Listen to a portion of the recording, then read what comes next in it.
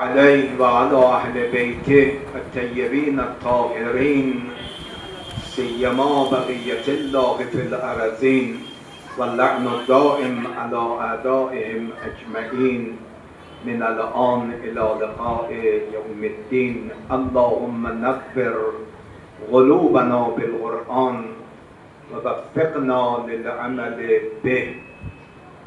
اللهم كل وليك الحجة ابن الحسن صلواتك عليه وعلى آبائه في هذه الساعة وفي كل ساعة وليا وحافظا وقائدا وناصرا ودليلا وعينا حتى تسكنه أرضك طوعا وتمتعه فيها طويلا.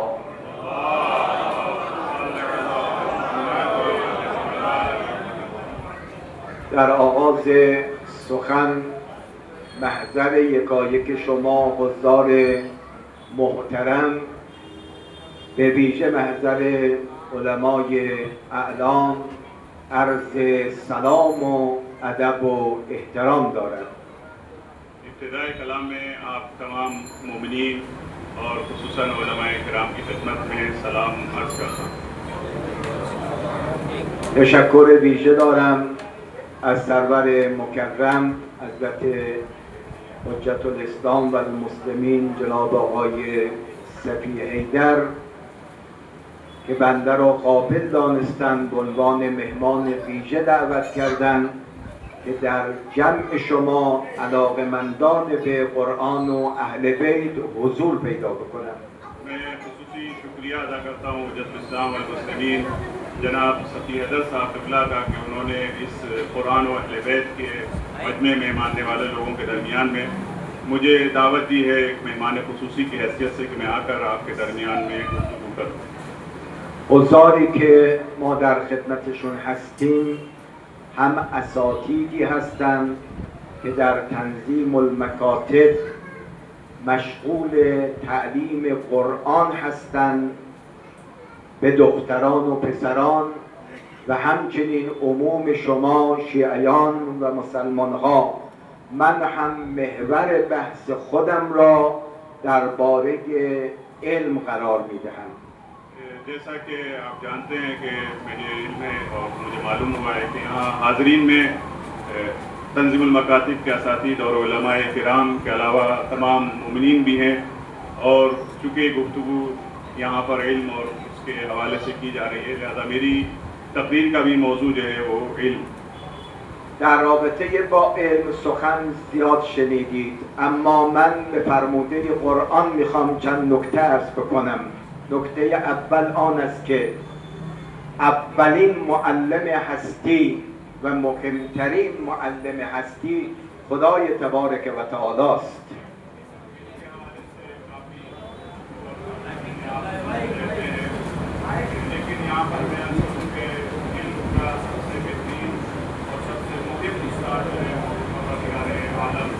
این که در سوره الرحمن خدای متعال خودش رو معلم خطاب میکند، میفرماد و علم القرآن.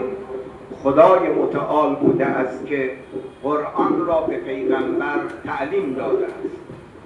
جیسا کہ سورہ رحمان میں پروردگار عالم ارشاد فرما رہا ہے کہ خدا نے پیغمبر اکرم صلی اللہ علیہ وآلہ وسلم کو تعلیم قرآن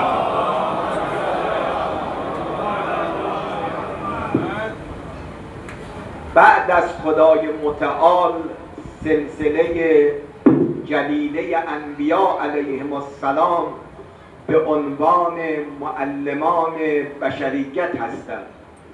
خداوند عالم کے بعد انسانیت کے سب سے بہترین استاد ائمہ پیغمبر اکرم اور انبیاء خداوند عالم صلی اللہ علیہ خداوند عالم.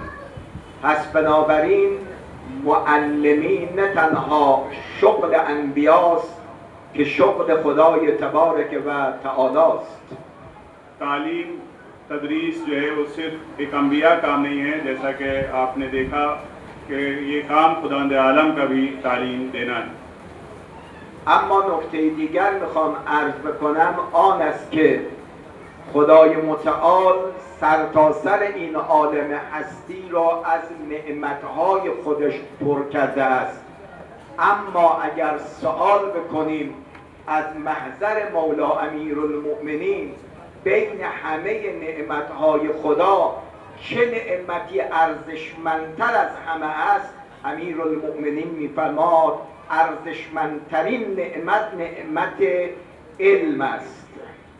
दुनिया में खुदावंद आलम की बहुत सारी नेमतें हैं। इस कायनात में खुदावंद आलम ने मुख्तलिफ नेमतों से बंदों को नवाजा है, लेकिन इन तमाम नेमतों में सबसे अफजल और सबसे अहम और सबसे बेहतरीन नेमत जो है, जैसा कि मौलाए मुत्तक़ियान अली इब्न अबी तालिब अलैहिस्सलाम इरशाद फरमाते हैं कि सबसे बेहतरीन नेमत इल्म। پس اگر میخواهیم امشب قدری در رابطه با ارزش علم و عالم با هم سخن بگوییم، بهترین شخصیتی که میتواند اهمیت علم را برای ما مطرح کنه شاگرد ویژه بزرگترین معلم بشریت یعنی پیغمبر اکرم و علی بن ابی طالب صلوات الله و سلامه علیهما می باشد.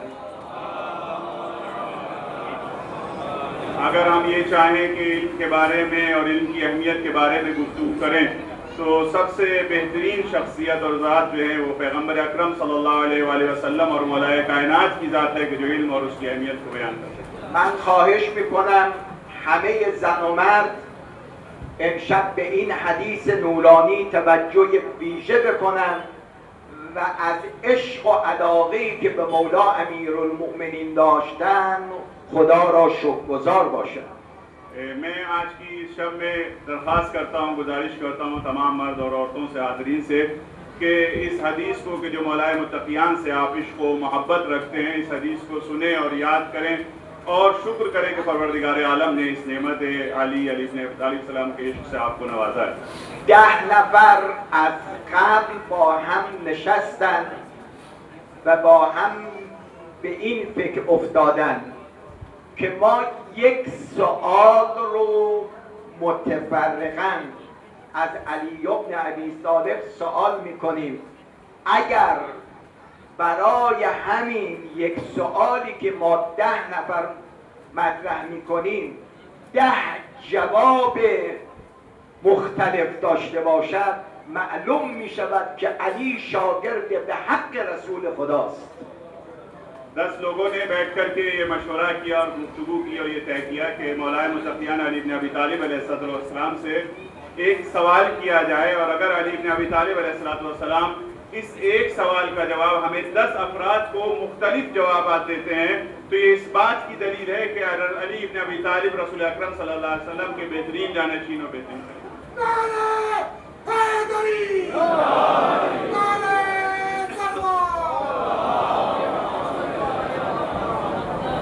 به وجود مقدس علی نه تنها ما شیعه ها افتخار میکنیم، اهل سنت هم افتخار میکنن. نه تنها ما و اهل سنت به وجود علی افتخار میکنیم بلکه بشریت به وجود علی افتخار خواهد کرد. अली इब्न अबी तालिब अलैहिस्सलाम की ज़ात पर सिर्फ हम ही फ़ख्र व मुबाहत नहीं करते हैं बल्कि हमारे बरादराने अहले सुन्नत भी अली इब्न अबी तालिब अलैहिस्सलाम की ज़ात पर फ़ख्र व मुबाहत करते हैं। और न सिर्फ ये कि मुसलमान ही मौलाए कायनात अली इब्न अबी तालिब पर फ़ख्र का एहसास करते हैं बल्कि आने वाली दुनिया भी और दुनिया में मौजूद तमाम अफराद जो हैं वो मौलाए कायनात के ऊपर फ़ख्र व मुबाहत करते हैं। اما نفر اول وارد مسجد شد، دید امیرالمؤمنین در جمع مؤمنین حلقه زده و نشست. وارد شد، سلام کرد، عرض داشت یا علی یک سؤالی اجازه میدید مطرح کنم؟ فرمود سؤالت رو بپرس. گفت آیا علم بهتر است یا ثروت؟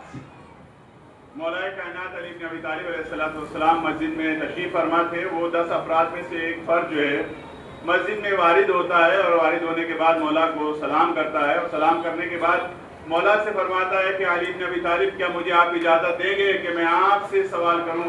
मौला ने फरमाया हाँ तुम सवाल कर सकते हो। तो उसने सवाल किया कि इल्म बेहतर है या दौलत।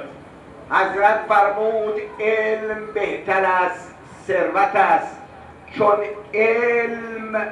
علمی که گفتم بهتر است چون میراث انبیاست، اما مال و ثروت میراث قارون و فرعون است. मौला ने फरमाया कि मैंने जो ये फरमाया है कि इल्म बेहतर है दौलत से, वो इसलिए फरमाया है क्योंकि इल्म जो है वो मीरास है अंबियाए खुदा की, लेकिन दौलत जो मीरास है वो कारून और हारून की। در همین هنگام روایت داریم مرد دومی وارد مسجد شد و همان گونه که ایستاده بود رو کرد به امیرالمؤمنین، گفت یا علی علم بهتر است یا ثروت؟ इसी के उनके जाने के बाद दूसरा फर्द उन 10 अफराद में से वारिद होता है और वारिद होने के बाद वही सवाल मौला कायनात से तकरार करता है, पूछता है कि मौला फरमाएं बताएं कि इल्म बेहतर है या दौलत। جمعیت منتظر بودن که علی چه جواب میدهد. वहाँ पर मौजूद अफराद मुंतज़िर थे कि मौला कायनात क्या जवाब देते हैं। حضرت فرمود علم بهتر از ثروت است، چون علم تو را حفظ میکند ولی تو باید مال را حفظ کنی. मौला कायनात ने इरशाद फरमाया कि इल्म बेहतर है दौलत से, चूंकि इल्म वो है कि जो तुम्हारी हिफाजत करता है, लेकिन दौलत वो है कि जिसकी तुम हिफाजत करते हो। دقت کنی عزیزان، سوال همون سواله، اما جوابی که امیرالمؤمنین میدهد جواب دومش غیر از جواب اول است. आप तवज्जो रखें और गौर से देखें कि मौला कायनात से जो आने वाला सवाल कर रहा है, दोनों ने वही सवाल किया है कि इल्म अफजल है या दौलत, लेकिन दोनों को मौला कायनात ने मुख्तलिफ जवाब दिया है और मुख्तलिफ तरीके से मौला ने उनको सवाल किया। عنوان مثال عرض میکنم، یکی بیاد سوال بکنه خورشید بزرگتر است یا ماه؟ شما میگید خورشید بالاتر بزرگتر از ماهه. نفر دومم بیاد همون سوال کنه، بازم میگی خورشید بزرگتر از ماه هست، جوابتون مختلف نمیشه. اما امیرالمؤمنین جواب دومش غیر از جواب اول است. मिसाल के तौर पर कहूँ कि मसलन अगर आपसे आकर के कोई सवाल करे कि सूरज बड़ा है या चांद, तो आप कहेंगे कि चांद से जो है सूरज बड़ा है। फिर कोई दूसरा है, फिर तीसरा है, इसी तरह से आपका जवाब जो है सेम वही जवाब होगा जो उसके सवाल का जो सेम सवाल होगा तो उसका सेम ही आप जवाब देंगे। लेकिन मौलाए मुत्तकियान से आने वाला साहिल जो है वो सवाल कर रहा है, सवाल करने वाले मुख्तलिफ है लेकिन सवाल एक ही कर रहे हैं, लेकिन मौला ने दोनों को जवाब जो है वो मुख्तलिफ जवाब दिया है। जो पहले को जवाब दिया है वो दूसरे को उसका मुख्तलिफ जवाब दिया। نفر سوم وارد مسجد شد، رو کرد به امیرالمؤمنین همون سوال، علی جان علم بهتر است یا ثروت؟ तीसरा फर्दी जो है वो वारिद मस्जिद होता है और आने के बाद मौला कायनात से सवाल वही सवाल करता है कि इल्म बेहतर है या दौलत। امیرالمؤمنین فرمود علم بهتر از ثروت است، چون علم برای انسان دوستان فراوانی میآورد، اما ثروت برای انسان دشمن میآورد.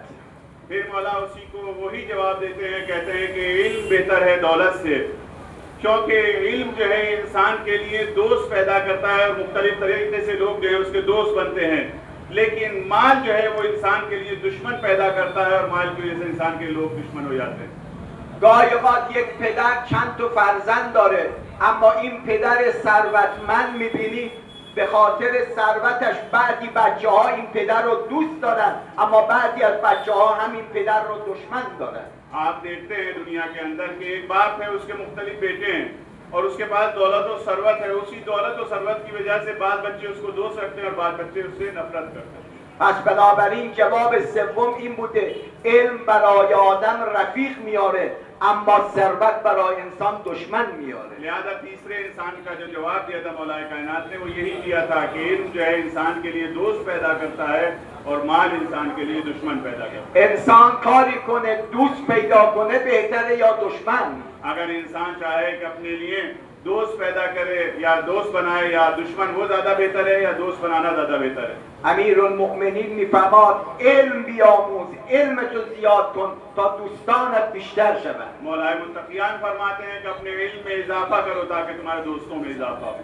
نفر چهارم وارد مسجد شد، همون سوال رو کرد: علی جان، علم بهتر است یا ثروت؟ चौथा आदमी वारिद हुआ, उसने भी आकर के वही सवाल किया कि या अली बताइए कि इल्म बेहतर है या दौलत?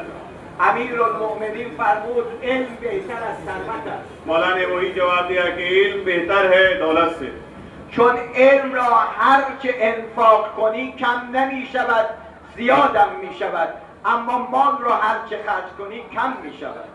क्योंकि इल्म जितना उसको खर्च करोगे उसमें इजाफा होता है, लेकिन दौलत को जितना खर्च करोगे उतनी दौलत कम होती चली जाएगी. نفر پنجم وارد مسجد شد، همین سوال: علم بهتر است یا ثروت؟ फिर पांचवा आदमी भी वारिद हुआ और आने के बाद सवाल करता है कि मौला बताइए इल्म बेहतर है या दौलत? امیرالمؤمنین فرمود علم بهتر است. چرا؟ چون یک عده از مال انسان برخوردار نشن میگن صاحب این مال بخیله، اما مردم هیچ وقت دانشمند را به بخیل بودن یاد نمی کنن، به عظمت و بزرگی یاد می کنن. मौलाए कायनात ने इरशाद फरमाया कि इंसान के लिए इल्म बेहतर है दौलत से, क्योंकि अगर इल्म इंसान दौलत को किसी को देता है और किसी को ना दे तो ना देने वाला इंसान जो है उसके लिए कहेगा ये कंजूस आदमी है, उसको कंजूसी का ताना देगा कि ये कंजूस है, अपने माल को खर्च नहीं करता. लेकिन जो पढ़ा लिखा इंसान होता है उसके लिए कोई भी ये तोहमत नहीं लगाता ये कंजूस इंसान है. نفر ششم وارد شده است. مردمی که نشسته بودند گفت نکنه اینم در رابطه با علم و ثروت میخواد سوال کنن. دیدم با کمال تعجب این نفر ششم هم سوال میکنه: علی جان، علم بهتر است یا ثروت؟ छठा आदमी भी मस्जिद में जब वारिद हुआ तो लोगों ने कहा शायद ये भी आकर के वही सवाल ना करे, और उसने आकर वही सवाल किया कि अली बताइए कि इल्म अफजल है या दौलत? همه موندن علی این بار چه میخواد جواب بدهد. علی شاگرد پیغمبر است، فرمود علم بالاتر است، برای خاطر اینکه مال را دزد میتواند دزدی کند، اما علم قابلیت دزدی ندارد، نزد صاحبش باقی میماند. कहते हैं कि जब बैठे हुए लोग इतने सोचने लगे कि अब तो मौलाए कायनात अब क्या जवाब देंगे इसको, तो मौला ने फिर वही जवाब दिया कि इल्म बेहतर है दौलत से, लेकिन चूंकि इल्म को जो है आकर के कोई भी इंसान उससे चुरा नहीं सकता, लेकिन दौलत को आकर के चोर चुरा कर ले जा सकता है और दौलत को उसको खुद महफूज रखना है. نفر هفتم وارد شد، باز همین سوال. دشمنان علی خواستند سوالی مطرح کنند که علی از جواب باز بماند. نفر هفتم هم همین سوال را می کند: علی جان، علم بهتر است یا ثروت؟ فرمود علم بهتر است. چرا؟ چون مال به مرور زمان کهنه می شود، اما علم کهنه شدنی نیست. मौलाए कायनात के पास फिर सातवां इंसान जो है वो वारिद होता है और वो सोचता है कि अली अब क्या जवाब देंगे. वो आने के बाद फिर सवाल करता है कि अली बताइए माल अफजल है या इल्म? तो मौलाए मुत्तकियान फरमाते हैं कि इल्म अफजल है दौलत से, इल्म अफजल है माल से, चूँकि इल्म जो है दौलत जो है वो पुरानी हो जाती है और उसको एक मुद्दत के बाद जो है वो दौलत इंसान की ख़राब भी होने लगती है, ख़त्म भी होने लगती है. लेकिन इल्म एक ऐसी नेमत इलाही है कि जो ज़माने के साथ पुरानी नहीं होती और ख़त्म नहीं होती.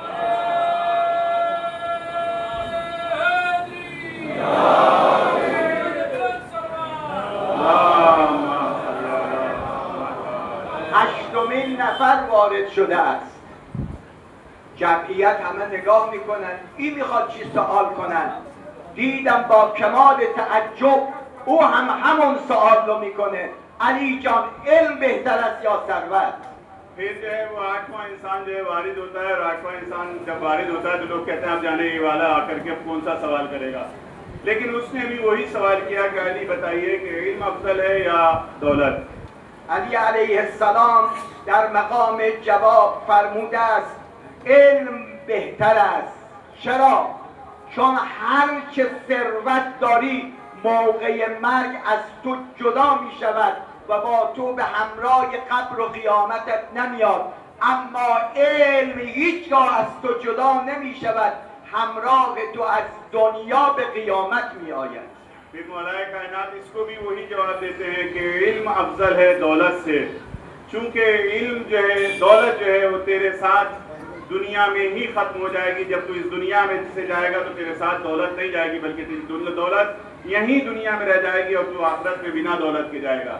लेकिन इल्म एक ऐसी नेमत और एक ऐसी दौलत है इंसान के पास कि जो न सिर्फ दुनिया में उसके साथ रहती है, बल्कि आखिरत में भी और रोज़े महशर भी उसके साथ साथ इल्म रहेगा। آیا به وجود چنین امامی نباید افتخار کنیم و به روح بلندش صلوات بفرستیم؟ क्या इस तरह के इमाम के ऊपर हमें फख्र व मुबाहत नहीं करना चाहिए और उनकी ज़ात के लिए हमें सलवात नहीं पढ़ना चाहिए?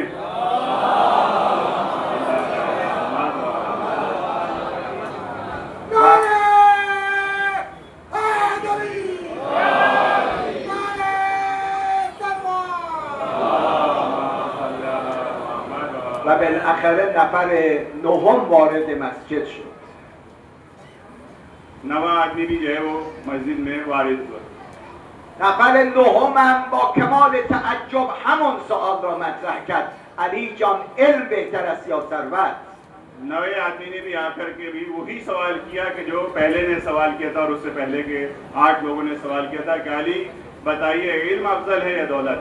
حضرت فرمود علم بهتر است. چرا؟ چون مال اندوزی، هرچه مال بیشتر بشود دل انسان سنگ دل می شود، سخت می شود. اما هر که بر علم انسان افزوده بشه دل انسان نورانی تر می شود، چون در روایت داریم العلم نور یقذفه الله فی قلب من یشاء. मौलाए कायनात उसको फिर वही जवाब देते हैं कि इल्म अफजल है दौलत से, चूँकि दौलत जो इंसान के पास जितनी दौलत ज़्यादा होती चली जाती है, इंसान का दिल जो है वो सख्त होता चला जाता है, इंसान का दिल तंग होता चला जाता है और सख्तर होता चला जाता है इंसान का दिल। लेकिन दौलत के मुकाबिल में जब इंसान के पास इल्म आता है और जितना इल्म इंसान के अंदर इजाफा करता है तो इल्म इंसान को जो है वो ताकत और इंसान को इज्जत देता है और मकाम अता करता है। ये क्यों? क्योंकि मौला रसूल अल्लाह सल्लल्लाहु अलैहि वसल्लम फरमाते हैं कि अल-इल्मु नूरुन यग़्फ़िरुहु अल्लाह फ़ी क़ल्बि मन यशा, कि इल्म एक ऐसा नूर है कि अल्लाह जिसके दिल में चाहता है उसके दिल में इसको डाल देता है। این 10 نفر با خود نقشه کشیده بودن از اول که 10 نفر یک سوال رو مطرح میکنیم، علی در پاسخ کردن میماند. اما 9 نفر دیدن همون سوال رو مطرح کردن، علی 9 جواب متفاوت داده است. ये 10 लोग जो थे आपस में सोच करके आए थे कि अली जो है हमारे सवालों का जवाब एक ही देंगे, लिहाजा उन्होंने जब देखा कि मौलाए मुत्तकियान ने अब तक आने वाले 9 लोगों को मुख्तलिफ जवाब दिए हैं तो इस चीज़ को देख करके उनको ताज्जुब हुआ। تمام امیدشون مونده بود به این نفر دهم که شاید علی در جواب او بماند و جواب تازه‌ای نداشته باشد. अब उनकी उम्मीद सिर्फ इस आखिरी फर्ज से थी, 10वें इंसान से थी कि जो अब 10वां जाएगा शायद अली इसके सवाल का जवाब न दे सके और मुख्तलिफ सवाल का जवाब न दे। این نفر با یک هیئت و وضع خاصی وارد شد. ये इंसान जो एक अजीब शक्ल और उसके साथ जो है मौला की یه بچه کوچکی را بغل خود گرفت. इसने जो है अपनी गोद में एक छोटे बच्चे को ले रखा था। اومد در میان جمعیت با یه حالت غرور به علی گفت: یا علی، اجازه میدی سوالی بکنم؟ बड़े ही घमंड के साथ, गुरूर के साथ जो है वो आकर के मौलाए कायनात के सामने खड़े होकर कहता है, अली मुझे इजाजत दोगे कि मैं तुमसे कोई सवाल करूं? علی علیه السلام فرمود: سوال کن. मौला ने फरमाया, बताओ तुम्हारा क्या सवाल है? او بچه را به زمین گذاشت، گفت: سوالم اینه علی، علم بهتر است یا ثروت؟ उसने अपने बच्चे को जो है वो नीचे बिठाया और बिठाने के बाद वही सवाल किया कि मौला बताइए, इल्म अफजल है या दौलत? امیرالمؤمنین فرمود: علم بهتر است. मौलाए कायनात ने फरमाया, इल्म बेहतर। گفت: چرا؟ कहा क्यों? مردم خیال میکردن علی جوابهای قبلی رو میدهد، लोगों ने सोचा शायद अली जो है अब इस बार जो है इसको वही जवाब देंगे जो गुज़श्ता। اما با کمال تعجب جواب جدید شنیدن. فرمود: علم بهتر از ثروت است، چون ثروت برای انسان تکبر میآورد، اما علم برای صاحب علم تواضع میآورد. लेकिन उन्हें बड़ा ही ताज्जुब हुआ कि मौलाए कायनात ने इस 10वें आदमी के जवाब में भी जो है वो मुख्तलिफ जवाब अता किया और वही फरमाया कि इल्म अफजल है दौलत से. شما کمتر میبینید ثروتمندان مغرور میان محرومان و مستضعفان باشند. तो मौला फरमाते हैं कि ऐसे अफराद जो हैं, जो जिसके पास इल्म होता है उसके पास तवाज़ु और इनकिसारी और इखलास आता है. اما شما میبینید علما و دانشمندان خودشان را جزء توده مردم میدانند و در میان مردم هستند. तो लिहाजा वो कहते हैं, मौला फरमाते हैं, लेकिन इंसान को जो है दौलत जो है वो तकब्बुर पैदा करती है. और आप ये देखते हैं कि जो साहिब इल्म होता है, दौलतमंद होता है, वो इंसान लोगों के दरमियान में बहुत कम बैठता है, लोगों से बहुत कम राब्ते रखता है. लेकिन साहिब इल्म जो इंसान होता है वो लोगों के साथ जिंदगी बसर करता है, लोगों के दरमियान रहना पसंद करता है. این است حقیقت علم، این است ارزش علم. اگر عالمی به پای علمش باشد هیچ وقت خودش را از مردم جدا نمی‌بیند. ये इल्म की हकीकत है, ये इल्म की अहमियत है. अगर आलिम जो है अपने इल्म के साथ रहता है तो लोगों से कभी भी अपना आप को जुदा नहीं करता, बल्कि लोगों के दरमियान में रहता है. تو روایت داریم این 10 نفر از خجالت مجلس را ترک کردند و رفتند. इन लोगों ने जो है शर्मिंदगी के साथ जो 10 लोग आए थे, इन्होंने मौला की महफिल से निकल कर चले गए और शर्मिंदगी का एहसास. اما در پایان روایت یک سخنی از امیرالمؤمنین است که وقتی من گفتم آقا ترجمه کرد، شما با صدای بلند یه صلواتی بفرستین. लेकिन मौला कायनात ने बहुत ही कीमती कलिमात जो हैं आखिर इस जलसे में मौला ने इरशाद फरमाए कि जिसको मैं कहूँगा और मेरे बाद जब तर्जुमा हो जाए तो आप बुलंद आवाज में सलवात पढ़िएगा. امیرالمؤمنین سلام الله علیه فرمود اینا 10 نفر بودن، یه سوال کردن 10 جواب دادن. فرمود اگر تمام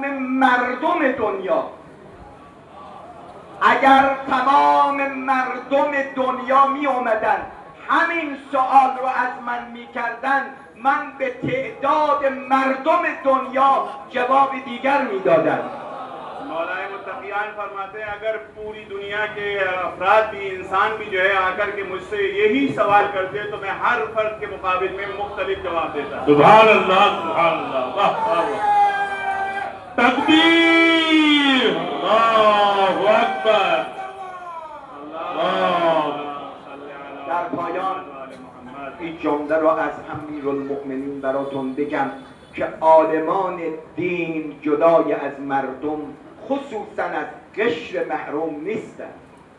मैं आखिर में एक जुमला कहूँ कि उलमा जो होते हैं, आलिम दीन जो होते हैं, वो लोगों के दरमियान से, लोगों से जुदा नहीं होते, खुसूसन उन लोगों से कि जो महरूमी हैं. مرحوم شیخ عباس قمی در کتاب نفس المحموم نقل می‌کند وقتی حسنین از دفن پدرشان از نجف داشتن برمیگشتن به کوفه، دیدن از خرابه‌ای صدای یک ناله‌ای بلند است. नफस महमूम में शेख अब्बास क़ुम्मी इरशाद फरमाते हैं कि जब इमाम हसन और हुसैन अलैहिस्सलाम मौलाए मुत्तकियान की तदफीन के बाद कूफे में वारिद होते हैं तो एक खराबे में किसी बुजुर्ग के रोने की आवाज़ सुनते हैं. عزیزان، اول عالم جهان هستی خدا، بعد رسول خداست، بعد میان 124,000 پیامبر اسلام استثناء بشه هیچ کس به پای امیرالمؤمنین نمیرسد. یعنی سومین عالم هستی حضرت علی بن ابی طالب است. दुनिया के अजीम तरीन आलिम और उस्तादों में से सबसे अफजल जो है वो परवरदिगार आलम है, उसके बाद पैगंबर अकरम सल्लल्लाहु अलैहि वसल्लम है.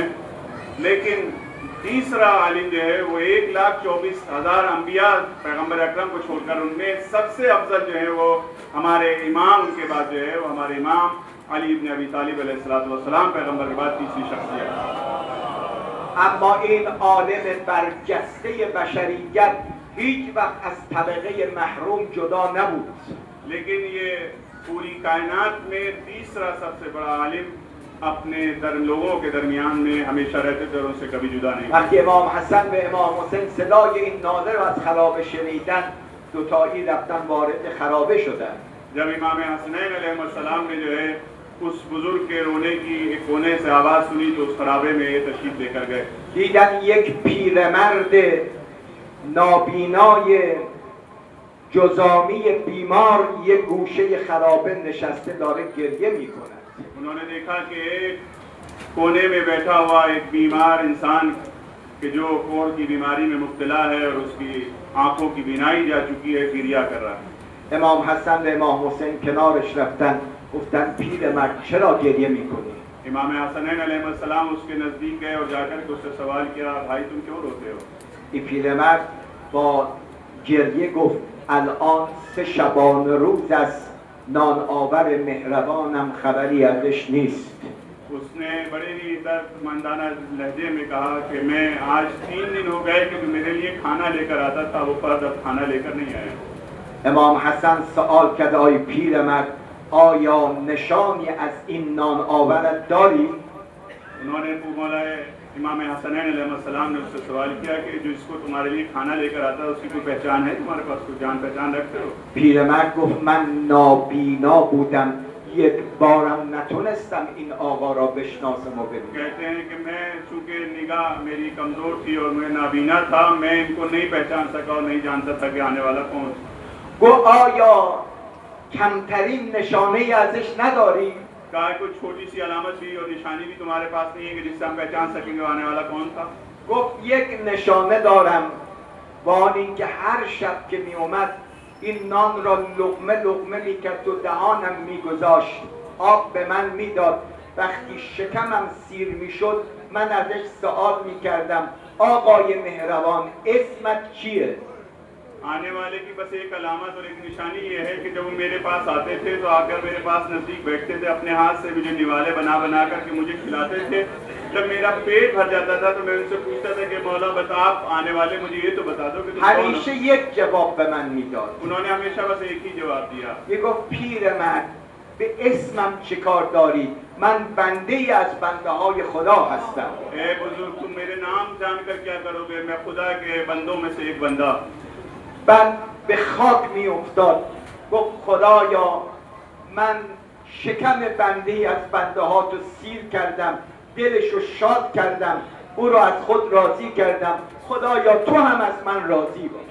जब वो मुझे खाना खिला दिया करते थे तो सर को सजदा खालिद में झुका दिया करते थे, कहते परवरदिगार आलम मैंने तेरे एक बंदे का पेट भर दिया है, उसको खुश कर दिया है, तू भी मुझसे राजी हो जा। امام حسن فرمود آی پیرمرد دیگه منتظر این نان آور مهربان مباش. इमाम हसनैन अलैहिस्सलाम कहते हैं बुजुर्ग अब उस रोटी लाने वाले का इंतजार ना करना, چون ما الان از دفن او برمیگردیم. क्योंकि हम लोग अब उनको दफन करके वापस आ रहे हैं।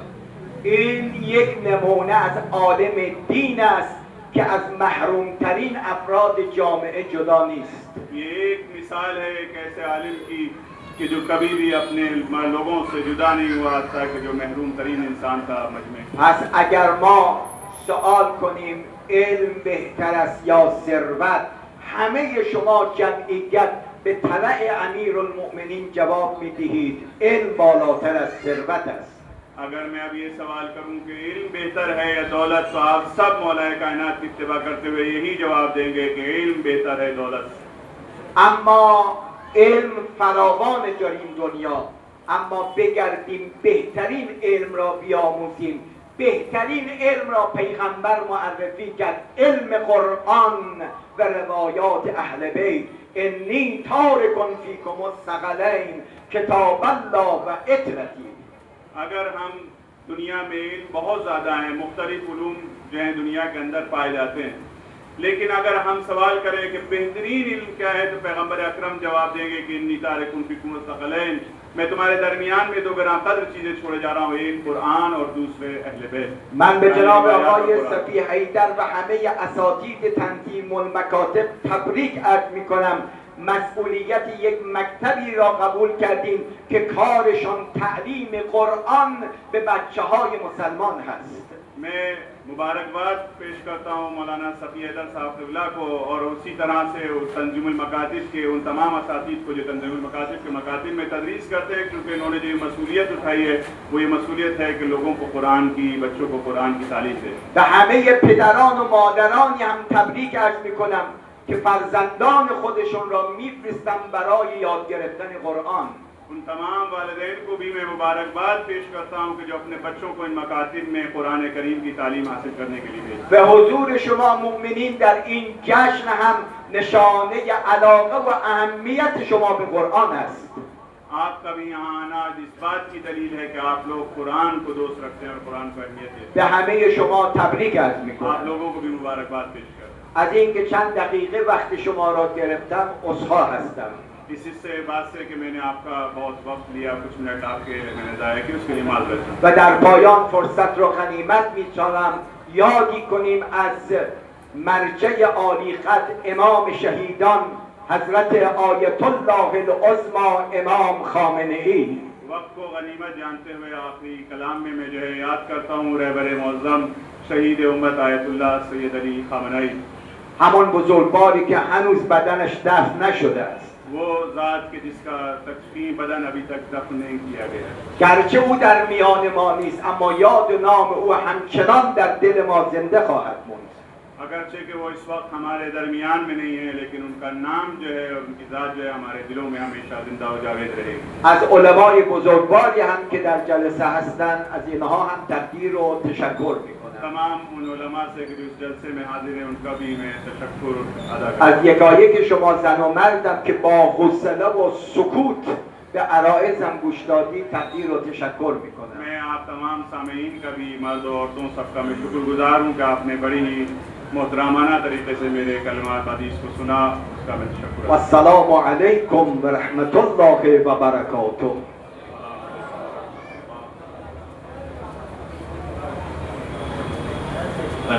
फिर जानिब तमाम खादिमान तंजीमुल मकातिब व मेज़बानान बाबुल मस्जिद बाबुल हज़रत आली असमीम अक़ल तशक्कुर मिकुनीम लुत्फ़ फरमूदी तशरीफ़ आवर्दी जलसे इदामे दारे बच्चा हसन के बरनामे